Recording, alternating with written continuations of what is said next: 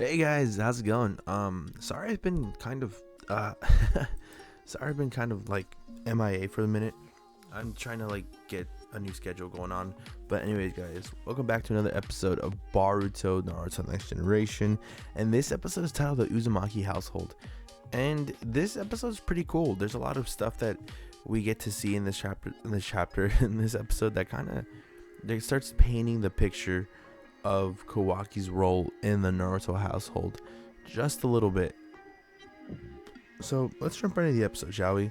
So the episode begins with, of course, Kawaki and Boruto. They're both waking up, and Boruto is so relaxed, and he gets up, he has to use the restroom, and for Kawaki too, he's very relaxed. He's like, all right, well, let's go. I'm gonna use the restroom too. And of course, Boruto picks the fight. Boruto instigates the whole situation between them, and Kawaki does the exact same like he doesn't provoke the instigation, but he definitely reacts to it in a like annoyed way, like, why are you so mad? Like, bro, I got here first, relax. And it's pretty funny because they're bickering. It's not really fighting. Even when they go outside to fight, I will say this quick little fight scene is pretty fucking cool because it's so fast paced and it's so funny. But Naruto's in the bathroom taking his shit, classic Naruto, and he has to make a shadow clone while he's pooping, so he can stop them from fighting. I think even Hinata, when she's feeding them and she's helping them out, like she kind of sees this kind of like, for what Kawaki feels like is like, he's really portrayed as this character who's like, when families added a foster child into their dynamic, and the foster child is always kind of like hesitant, or he has his own regressions for certain things. So it's interesting to see how he feels like on edge still, even when they're asking him questions like, what do you want to eat, like, what can we do for you? Like, he's still very hesitant because these are questions for him that are like foreign. He's never been asked this. He's never been approached like with kindness and warmth, and it's very fucking sad because we know what his life was like. So given this kind of like orphan fairy tale of like literally just getting away from these people who've done nothing but abuse him, to go into this warm household where everyone somewhat cherishes him and actually cares about his well-being and his feelings, scares him more than anything. For him, that's how he feels the most on edge. If people beat him, he can be prepared for that. He can be prepared for that kind of, I wouldn't say love, but that kind of reaction, that kind of action towards him. But this action of like kindness, love, and warmth, and welcoming to one's own household scares him. He's more on edge than ever because he's never seen this. He's never been offered this. So it's really cool to see like how this whole episode, he's like watching people, and he sees like this peaceful like family dynamics from like the kids and people playing with each other. Naruto keeps looking and watching him, and I think even Naruto's seeing that as much as Kawaki is being withholding, there's a lot he wants to open up about, and I think he really lets this out when he talks to Boruto about the karma seal, and he explains to Boruto like, look, how'd you get yours? Boruto tells him from Momoshiki Otsutsuki. And then he tells Boruto like, bro, I was tortured. I was the last one to survive out of like so many test subjects.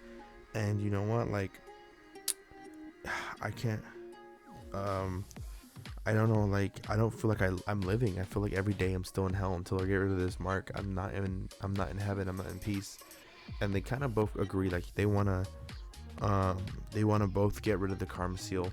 But what really makes this episode like hard hitting is how Boruto just keeps, like, the way he complains about him, it is very brother-like. It is very bickering brothers. It is these two people, and even Hinata like says like, because of the same age, it just brings the household livelier. And even when they're cooking and they're fighting for food, like, it's just funny. And I really like how the anime's like taking the time to like really paint this and really like sculpt this relationship instead of rushing it and like, trying to state it. While I'm pretty sure manga fans have already been aware like of this kind of relationship and they like it, but doing it the way the anime is doing it makes it feel earned and makes it feel believable. Because I feel like it, like they're butting heads all the time, and it's this kind of like it feels like the Little Orphan Annie story, but like Little Orphan Kawaki. It's so cool. This episode's cool. We see like Jigen go full curse mark, so we kind of see what the karma seal looks like fully on him. Like his whole face is red. He has this black jutsu that he like taints the water with, and I'm assuming this is his way of seeing if people are compatible with the karma seal, at least like a portion of its power. And we see like the bag next to Kawaki is like going all black, and the guy can't breathe and he dies. And it's like I feel like they're getting drowned, or they're tortured, or the power is just so immense that it just can't really it's just killing them. So again, that leaves me with so much it leaves me with a lot of thoughts of like, I wonder how Jigen does it, or if that's the full, like that's the karma seal just fully like put on the whole body. And it still makes me think, like, why Jigen, why Kawaki, why is he special? And I wonder if we'll get answers on why he's special. Maybe we might, who knows. But yeah, this episode was very wholesome. Like, it's just so nice. And then even when Kawaki's like, yo, like, I'm gonna like repair the vase, because it's annoying having Boruto mad at me. Like, even like the fact that he does feel bad about the vase, even though Boruto thinks he doesn't feel bad, Kawaki does, and he wants to make it up, and he wants to do it in his own way. He wants to buy a new vase for Himawari. And I think the vase really does kind of it's an interesting aspect, because Himawari made it for Hinata as like a gift, a act of love. And Hinata says it early in the episode, it's the thought that you put into it that counts. And Boruto's pissed that Kawaki's so quick to say, I'll just buy a new one. Like, not even thinking about the repercussions, not even feeling sorry for it. But now feeling sorry for it now, he definitely wants to go buy one himself. So it's definitely showing that this is his kind of act of love towards the family. This is his like soft way of saying like, I'm sorry to Himawari, and kind of like thank you to the Uzumakis. So it's really interesting to see like him go in this direction. And my only big thing for this episode is the animation alone. That quick little fight part is what puts this episode at 8 out of 10 for me. I didn't really hate anything too much in this episode. There really wasn't anything to hate on. There really wasn't anything to, like, there wasn't too much to go off on. But that little fight scene alone really did make me like appreciate this. Like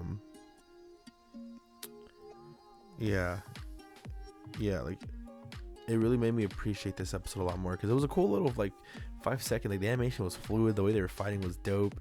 Like I was like, okay, this is already looking dope. And yeah, I think this episode was just nice and wholesome, and I like the symbolism of the vase that they used to kind of help Kawaki kind of see like his soft way of letting himself open up to the Uzumakis. I like the his Taco Boruto, him kind of trusting Boruto a little bit more. I think we're seeing a lot of character development in Kawaki, and I'm really happy with this. And if you guys think so too, let me know in the comment section down below if you like how they're kind of painting Kawaki, and they're painting the relationships, and they're really letting it build. Because I feel like the manga didn't have a chance to do what the anime does, and I feel like the anime is right now where it's at. It's capitalizing on both what the manga has to offer and doing its own fresher spin on it. But anyways, guys, that's gonna be it. This is your boy Papi. We'll sing peace out, y'all. I'll see you all in the next video. Catch you later. Love you. 1,000 subscribers. Let's get it.